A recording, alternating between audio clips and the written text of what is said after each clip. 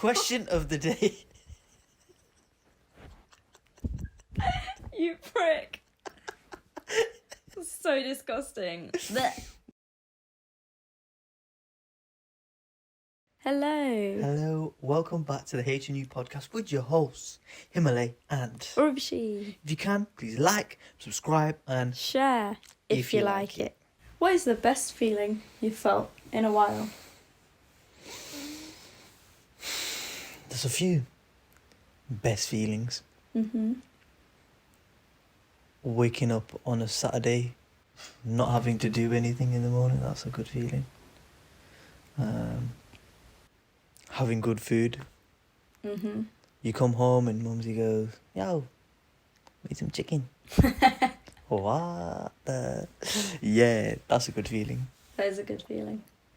I've also do you have a memory attached to it? But you've kind of already just like named some, so. Do you? Yeah. I feel happy, content, tired. Okay. But that's how you're feeling. Yes. What about the question that you asked me? The best feeling I've felt in a while. See, tired. Best feeling I've felt in a while is like I'm doing enough. You know? That's a good feeling. Yeah, when you feel like before you felt like you was kind of struggling or you're not doing enough or you're not doing anything at all, and then now all of a sudden, like I've thrown myself in the deep end and now I feel like I'm doing enough. Mm-hmm. Right. Is that more of a perspective change or you're just doing a lot? I'm just doing a lot. But it's for my own good. Yeah. So it's like we said, in our 20s, we work hard, and then in our 40s, we'll be grateful for it. Yeah. That's how it should go. Yeah. Yes. Feeling satisfied. Is this underrated or overrated in your opinion? What? Feeling satisfied. So you know when you're like, the feeling of satisfaction. Yeah. Do you think it's overrated to feel satisfied or underrated? That is so silly. The question, the way you've said it, if it's underrated or overrated, that's just nonsense. The feeling of satisfaction, you don't ever feel is overrated. Everybody wants to feel satisfied. But do you think once you've had it, and you have it for a really long time, it's overrated? If you start to feel, I guess that's when you start to feel unsatisfied, in a way.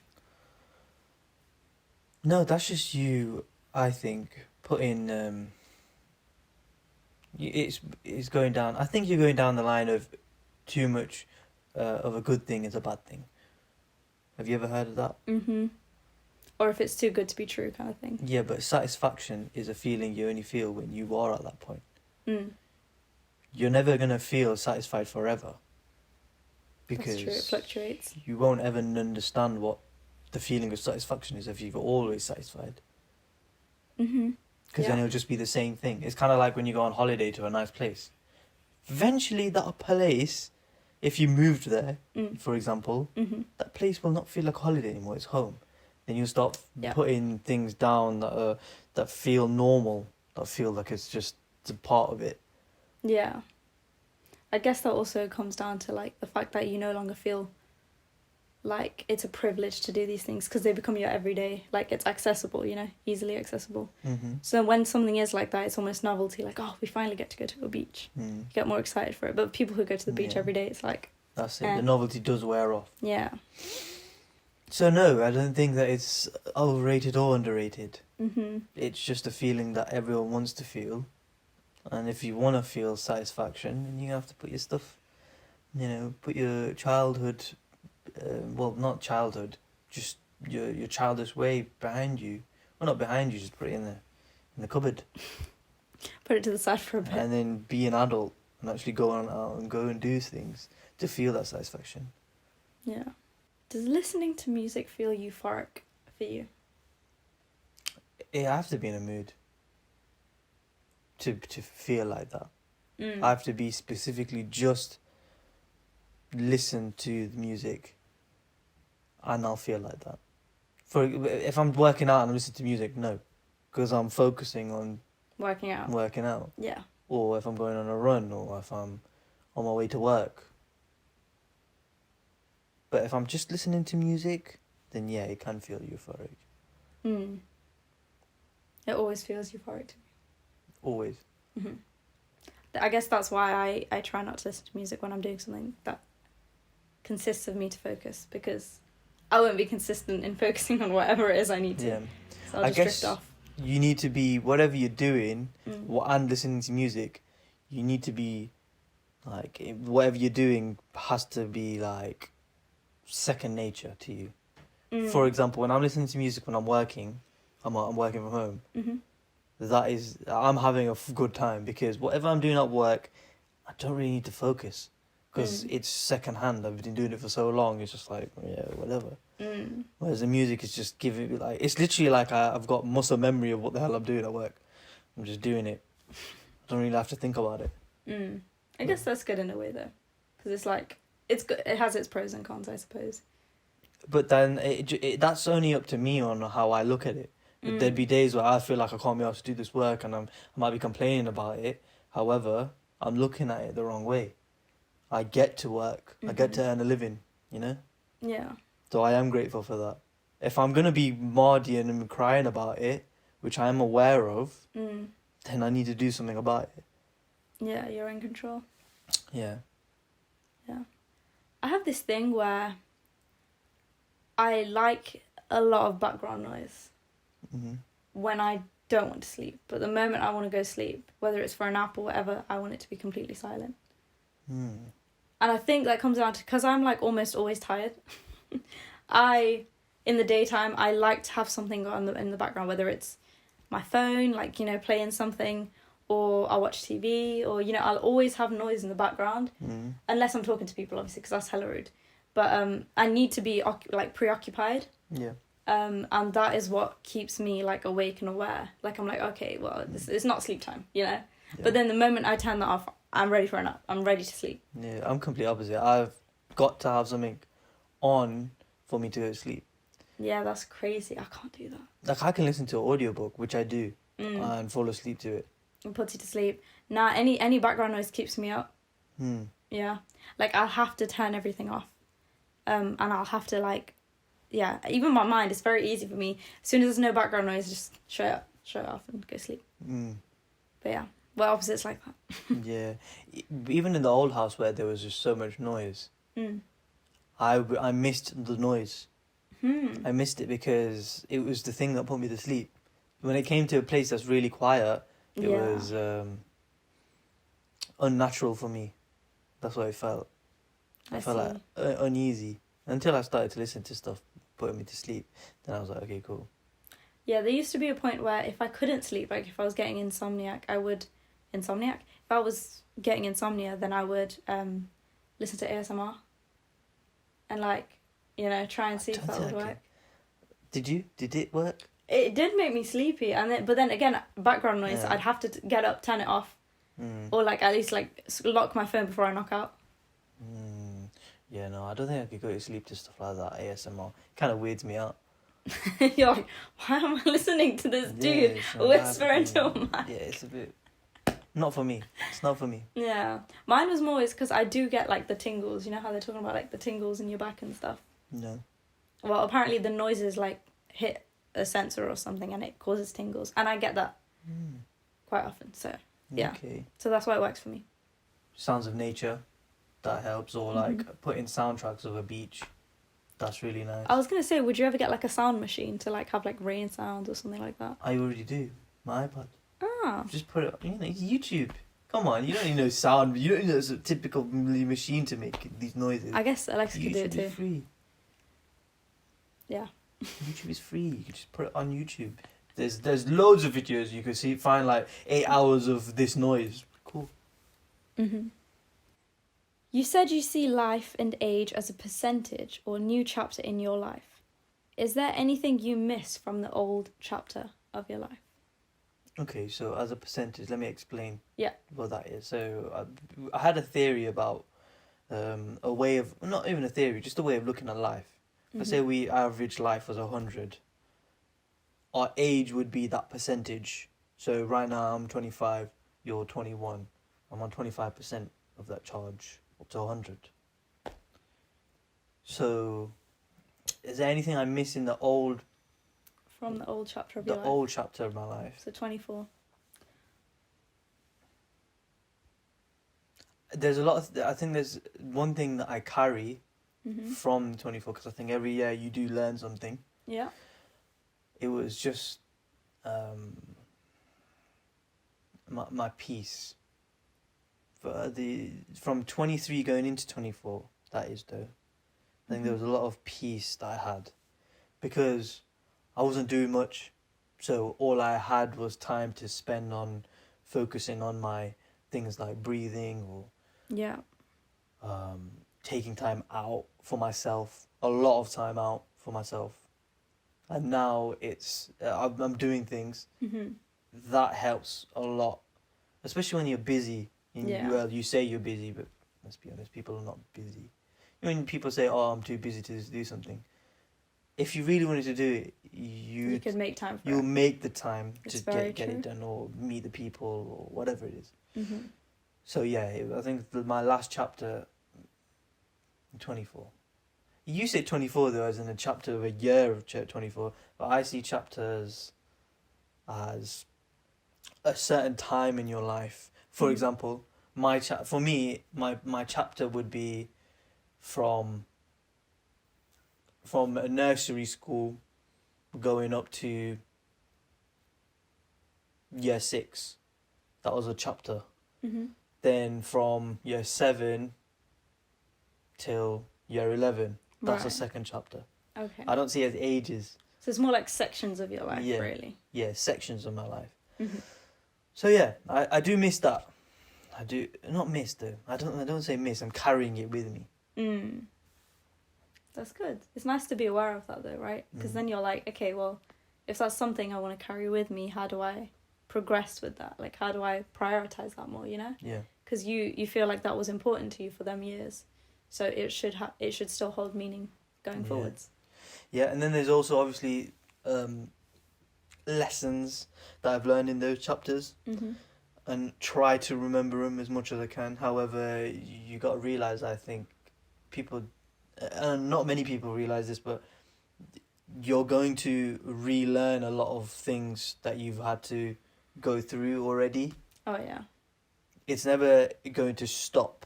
Mm. I think that's one thing people wish, that it just stops Yeah. in terms of just everything going on in their lives. No, it never does. It doesn't stop. It's all up to you on how you deal with whatever happens. Yeah. Life will throw you so many curveballs, and even if not curveballs, that's just life. Yeah. That's just what living is. You're gonna have to deal with a lot of things, but it does depend on your perspective and how you look at things. But yeah, I was gonna say I have this thing where, do you ever feel like you thought that you'd have a feeling? You thought you'd have a feeling. How do I explain this? Basically, I have this thing, right, where I can feel that something might happen before it actually happens, but I'll ignore my gut feeling, and then that thing will happen anyways. Has that ever happened to you? Where you're like, let me try and give an example. I don't know, you feel like you're going to knock something over, so you're like, oh, I better move it. You don't end up moving it, you knock it over anyways, and you're like, I literally told myself that was going to happen. Why did I not move it? No, I don't think I've ever had that moment. No? And if I have, maybe I've forgotten about it. Only because I don't ever put my mind in a situation where, maybe if it's like a big thing, then usually most people go down the route of, what if it goes badly? Okay. But if you're allowed to think that way, then you should be able to say, well, what if it turns out okay? Mm-hmm. And I've tried to push over the years that side in terms of the positivity side. Oh, yeah. Obviously, it's in the back of my mind, oh, what if this does go wrong? Okay. But I'm not being naive. I just want to see more of the positive side. They say, the more you put in the positive stuff, the more you'll see the positive stuff. Yeah. Not saying that you're going to avoid all the negative shit. All the negative shit's there for you for like testing you to see how well you cope with it, or react to it. Yeah. So I don't see, no. I not that I know of anyway. Mine's more like what's the word? They say it in shows. Like, when it's predestined, Right. Or like it's Or foreshadowing. Foreshadowing, thank you. Yes, I have a lot of foreshadowing within my thoughts. Mm-hmm. Like I know, like I can predict things that are going to happen, and I know I can prevent it, but sometimes I forget to prevent it. But what if it's just you saying it's going to happen, and because you've said it already, or you've thought about it already, that's just inevitable that it's going to happen? But I have had the power to change it, but I haven't. It obviously for a lot of big things, I have changed it. Mm-hmm. Or like for things that matter more than like, I don't know, a little glass like smashing. But there have been times where I'm like, okay, I'm gonna leave this can here and someone's gonna knock it over. But instead of moving it, I'll just leave it there. It'll still be knocked over. So like, you're just great, saying... I knew it. You're just saying you're incompetent of putting things in the bin. Oh, I see it now. That makes more sense. No. But yeah, no, it is like foreshadowing a lot. It does happen a lot in my life. But I've learned I should just listen to myself more. Mm-hmm. When I'm telling myself, like, this is gonna happen, do something about it, change something, I've started to listen to myself. And then there have been times where I'm like, okay, good, see, crisis averted. So, good. Listen to yourself, guys. Yeah, your gut feeling is there for a reason. You've got to listen to it. Mm. However, it's weird because it's very unsettling when you can't trust it. Yeah. It is. I've had that a couple of times. And I think I'm going through that right now, where I don't know whether to trust it or not. Mm-hmm. And that's not like me covering... I know that it's not my anxiety that's playing a part in that. Mm-hmm. I think it's just... You see the signs... And you're like, should I still just go for it? Mm. And if you do go for it, that's where, you know, you need to just jump and make the decision. Then after that, then whatever happens, you know, whether it goes good or bad, you've learnt from it. It's very true. Yeah, no, I think, yeah, definitely it is your gut feeling. It does. It's trying to tell you something. I remembered what you said a couple of episodes back, actually, where you were talking about... how that potentially could be like a former part of yourself, or like in another life you've had to make this decision. And it's kind of like your gut feeling is kind of from your past life or your past experiences trying to tell you like, don't go for this or do this, like, you know. And that stuck with me when you said it, because I was like, that's an interesting perspective, where it could potentially be that you have lived this life over and over and over again. Yeah. And this is the present you telling you. I mean, that was one of the theories, where imagine we're just doing what we've done over and over again, like right now in this lifetime. Yeah. Because we don't really know. Let's say we die, we don't really know what happens. It's true. So it's an interesting way of looking at life. But you need to keep doing it again and again until we get it right. Yeah. And then there's just another part of me that's like, just wing it. It's life. Yeah. I mean, it's just a thought anyway. I mean, we're going to go to sleep, wake up, and we're going to do something. Yeah. And that's the great thing about it. Your life could be completely different tomorrow or the next day to what it was the day before. You don't know. It's crazy. Imagine waking up and your life is just not what it was.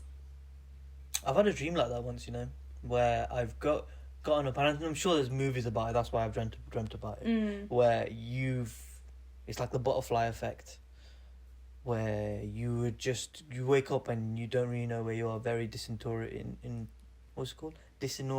Disoriented feeling, and you've got like completely different things, and you don't know what the hell's going on.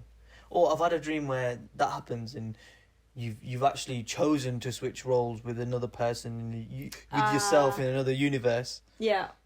And you don't know nothing about this life.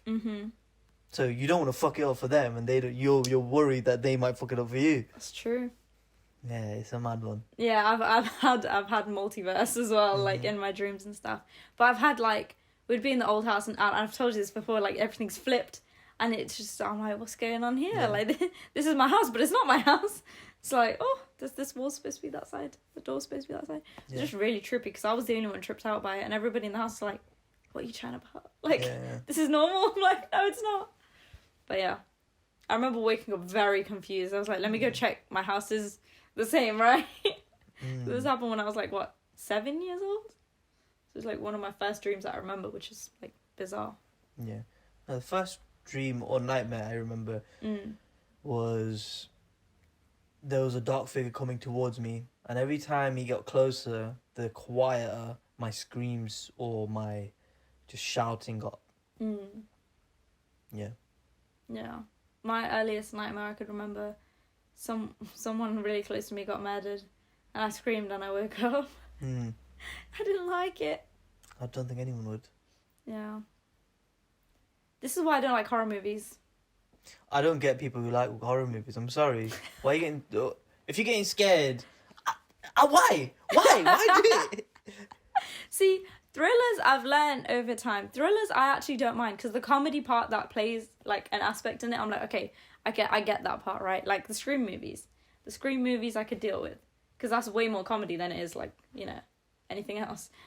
And a lot of stupidity as well. But horror movies, like actual horror. Yeah. Hell, I think the only horror franchise that I actually enjoyed watching, which is kind of weird to say because I don't like scary movies, was Paranormal Activity. Is that the one with the under the bed pulling legs or something? It's just cameras. Like it looks like it's CCTV cameras. Oh. Anyways, I just liked the storyline. I don't know what it was. It was really interesting to me. But any other one, I just don't get it. Like we went to go watch with a couple of friends. Went to go watch. This is gonna stress me out. What's that movie with Daniel Radcliffe? Woman in Black. Oh yeah. Went to watch that at cinemas. Jump scares, and people say that's not a scary movie. That's there's a lot of jump scares in it. I shat myself. And I'm like, why am I watching this? This big screen, I'm sitting there and I'm like... It's loud as hell as well in the cinemas. It's just like, you can't avoid the jump, you know? So stupid. No, I hate jump scares as well. So I get what you mean. No, Yeah. Jump scares are not the one. But, yeah, thrillers I can deal with. Horrors, hell no. What's your favourite genre of movies? Comedy, obviously. Yeah, mine's got to be rom-coms. I love rom-coms. I don't mind a rom-com, but... they've been overplayed. There's just the same thing happens again. It's kind of like Indian serials. Every Indian series is exactly the same. So they found a repeat version. Yeah. Just copy and paste the plot. Copy and paste, different looking characters, but still the same characters.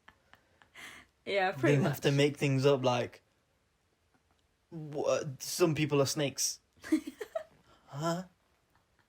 Are you on about that Like not like personality snake, an actual snake. They turn into a snake. What? He's on about nagging. That's what it is. What the hell?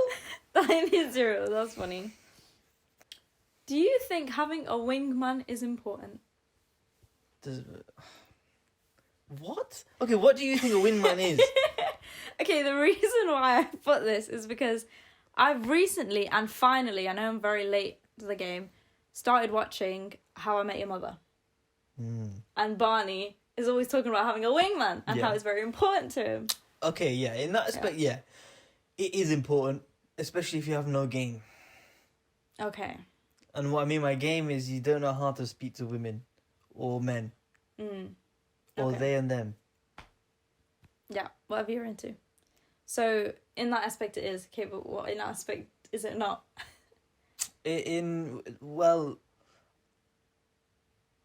We've gone from talking about something serious to going, is a wingman important? Then it's like, what? What sort of curveball is that? The last thing we spoke about was nagging and Indian cereals. What do you mean? Well, the way it's edited, it might be different. I don't know. Yeah, no, I think in when you want to start doing that stuff, you know, in terms of like going out and meeting new people and stuff, yeah, wingman is great because you don't have the whole pressure of doing it by yourself. Okay. So it is important in some aspects like that. Okay. I feel like when you are seeing someone and you've not had like a wingman or anything, or a wingwoman or anything like that, your friend's perspective on that person or how they treat your friend, I feel like that's what replaces that. In terms of like you've had someone there that you've known for a while, hopefully, you know, and they've given you their opinion on this person. Yeah. Where it's no longer like someone's helped you like get someone or like be able to talk to someone. You're already with this person or seeing this person, and then you get someone you know who knows you very well, their perspective and like insight on it. Yeah, that's a slight little wingman move or wing lady move. That is. It's kind of like a, what do you think of this person? Yeah. Yeah, and then like they give you their honest opinion, hopefully, if you have real friends. Yeah, they'll be real about it. Yeah. But also, you want to make sure the person you're seeing like is nice to your friends and respects your friends. Yeah, that's true. But I think you judge that out yourself. Let's say you're at a restaurant with this person, or you're out for movies, or you've gone bowling or something. The way they treat the waiter or the person serving us, that's an indicator right there. Yeah. Of how they are. That's true. What do you do when you question if you're being a good friend or not? I question myself a lot about whether forget about a good friend or not, whether I'm a good person or not. And a lot of people around me have said that I'm a good person, and sometimes I do see it, but there are a lot of times where there are little things that I do where I put myself down, or I talk to myself in a way where I'm not a good person. I think I'm a good friend though. Your face at the end of that. You said it so confidently and then it kind of went down. I'm thinking like, have I done something? See, that's the problem though. Because if I'm thinking, if I say I'm a good person and I am a good friend, because I know I am. There's been a lot of times where I've been there for a lot of people, and I've put my people first and me second. Yeah. And I've always had the person, whoever my mate is, their best interest at heart. Like, there's never been a time, I don't think, where I've put my interests ahead of theirs in order to get something or attain something. It's always been, they have asked for my help and I'll give them my opinion, but it's in their best interest. Right. As it should be. Yeah. Why do you think? Have you questioned yourself? I have questioned myself, where I've been like, am I doing enough? I think that question comes to me a lot. Like, I remember at the beginning I was saying I'm doing enough, and I do genuinely feel that now. But a couple of days ago I was questioning, like, am I actually doing enough? Like, as a friend as well, not just like personally or like in my professional life or anything. It's more like, am I able to do everything I need to do right now for me, for my family, but also for my friends? Like, I don't want to be leaving any aspect of my life that I find is very important to me, very close to my heart. I don't want to be leaving any part of it out or, you know, neglecting something just because, I don't know, I'm busy, you know, just because like things are popping up. Because like you said, everyone can say they're busy. You can make time for everything. Yeah. And so it's been very important to me to reach out to the people that have been like, okay, you've been a genuinely good friend to me. Or even if they've not, like, just to reach out and check up on them. Or like, you know, it's important to me. I want to be there for my friends. Yeah. I'm just very fortunate and blessed to have friends where I don't have to check in with them every day. Yeah, same. We don't have to talk for ages, and then out of the blue we'll just catch up and it'll be like nothing's changed. Yeah. But everything's changed. It's more like a mass catch up, you know? Yeah. Yeah.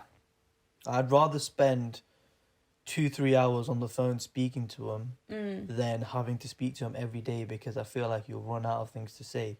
Like, I wouldn't want to be messaging someone every day for 5 minutes just to meet up and feel like I've got nothing to say to them. Like, you've already caught up. Yeah. You know what's going on in their lives. And vice versa. I think it gets tricky as well when you start to forget how you are. Because it's happened to me quite a bit, where I do feel like, again, like I don't feel like I'm doing enough, like you said. Am I doing enough with this friendship? But I think that's when you start doubting the person that you are. Your friends will always know who you are, and the reasons why they're friends with you in the first place, they know that. Yeah. And it's always nice to get a reminder from them every now and then, like, from your friend because of this. Yeah. But, yeah. Yeah, I see that. I mean, I feel like, you know, when different sides of your personalities come out with different people.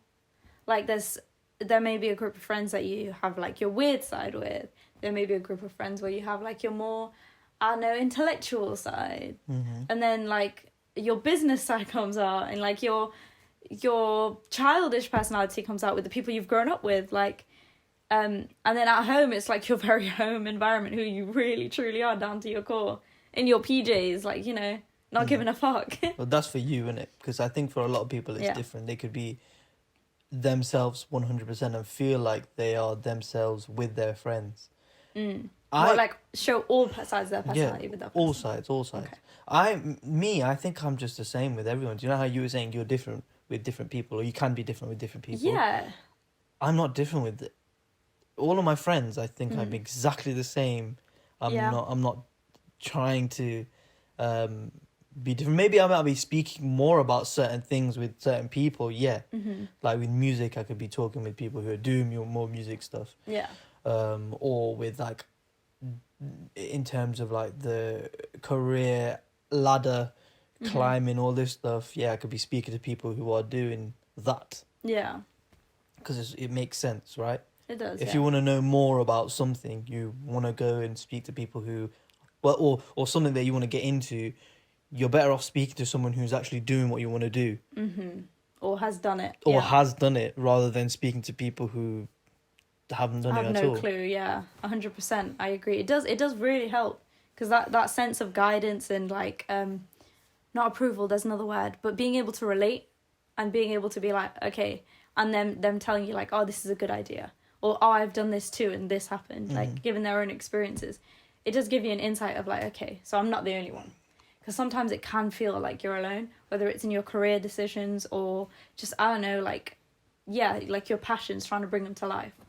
It is nice to get that opinion of, like, okay, yeah, like, I like what you're doing, or I've done this too and this is how it went for me. Yeah.